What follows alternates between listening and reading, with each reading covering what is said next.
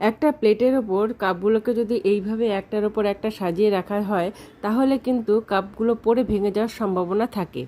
তাই এইভাবে কাপগুলোকে না রেখে ওই প্লেটের ওপর 4টে কাপই রাখবো অথচ ভাঙবে না, সেটা কিভাবে চলো দেখে নেওয়া যাক। প্রথমে একটা কাপকে এইভাবে কাত করে রেখে বাকি কাপগুলোর হ্যান্ডেল একটা কাপের মধ্যে আর একটা কাপের মধ্যে ঢুকিয়ে দিতে হবে, প্রত্যেকটা কাপের মধ্যে, তাহলে সুন্দর সেট হয়ে যাবে। তো চলো দেখে নিই পরবর্তী টিপস। একটা বালিশের কভার যদি বালিশের থেকে বড় হয়ে যায় তাহলে কি করবে? বালিশটাকে ঢুকিয়ে দেওয়ার পর আমরা এইভাবে ভাঁজ করে দিই, নাইলে কি করি, গিঁট বেঁধে দিই। এতে বালিশটা দেখতে ভালো লাগে না।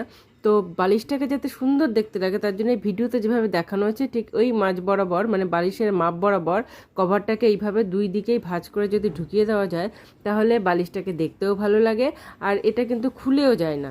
তো চলো দেখে নেওয়া যাক পরবর্তী টিপস।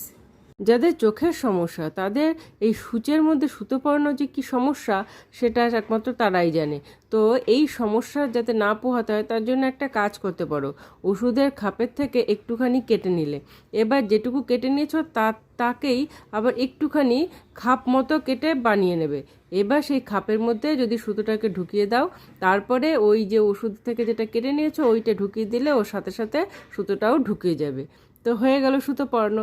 এই 3টে টিপসের মধ্যে কোনটা বেশি ভালো লাগলো আমাকে কমেন্ট করে জানাও। Thanks for watching.